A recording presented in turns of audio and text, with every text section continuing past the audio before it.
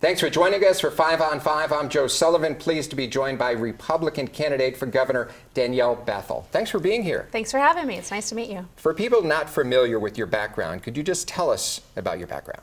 Yeah, so I'm a fifth-generation Oregonian, obviously born and raised here, and I live up the Santiam Canyon in Marion County. I'm a mom, a small business owner, a grandma, and a two-term Marion County Commissioner. Why are you running for governor?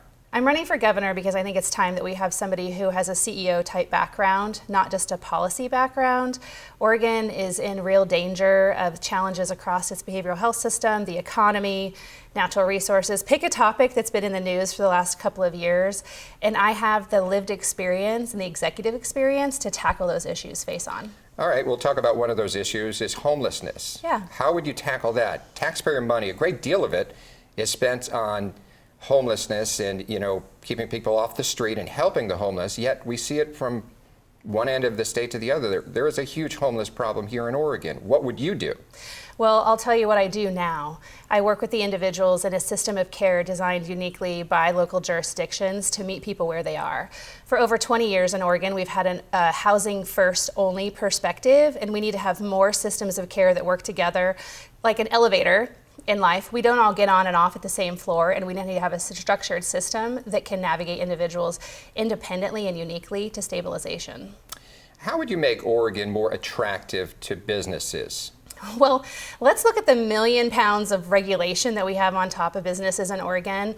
We're known for our small business industry, and we're crushing small businesses in Oregon because of all the regulation.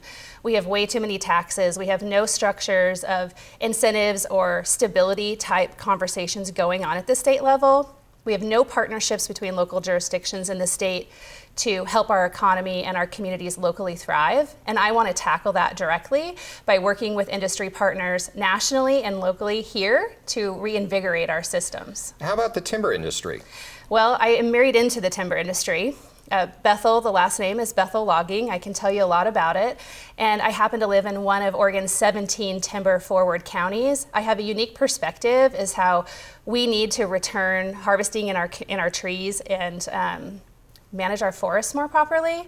At the end of the day, we need to have a hard conversation with the environmental industry and have a balanced approach to Oregon's natural resource system. Is that more harvesting to build houses here in Oregon? Is that what you're talking about, and less bringing in timber?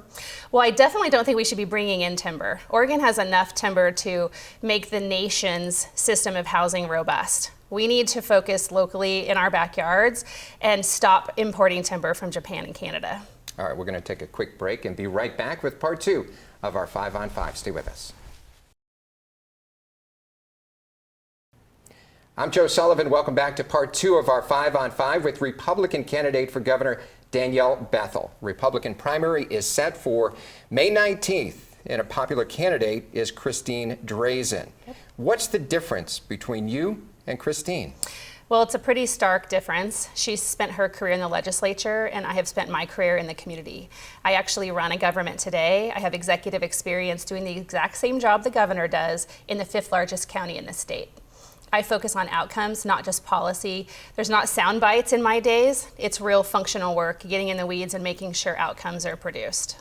Recently, President Trump said he would end mail-in voting. Are you in favor of ending mail-in voting? I think we need to take a real hard look at it. I understand why mail-in voting came to Oregon when it did under Secretary Bradbury. Access was the original intent. I think that access hasn't proved to be fruitful in our elections, considering we have such a low turnout. Do I want to end it? I'm not exactly sure about that, but I want to take a real hard look at it with the Secretary of State and make sure that it has a lot of integrity and safety and security in its process if we do keep it. And I'm not too sure that the president can end it for the state, but he can sure make an impact on federal elections. 1 in 6 Oregonians are on SNAP benefits, ranking 2nd in the entire country. Is something you would look into as governor? That is a great deal amount of people. What is your reaction to that? Well, I think it's unfortunate that we have such a resource burdened system of care in Oregon without the ability to fund it ourselves. We lean really hard on the federal government to fund those systems, and we can see the impact of that right now. While the government was shut down, Oregonians were facing a lot of trauma because of the SNAP delay. We need to do a real audit but not in addition to the audit, we need to make sure that people are stabilized and secure in their lives. And being reliant on the government is not how people want to have healthy lives that are secure and positive. We have about 30 seconds left. Is there anything else you'd like our viewers to know about? Yeah, I've been around for a really long time, and when I put my mind to something, I usually get the outcome I'm after. I want folks to look me up and research the fact that we need somebody who can run the government, not come into the office policy perspectives in hand with an agenda. We need a functioning system.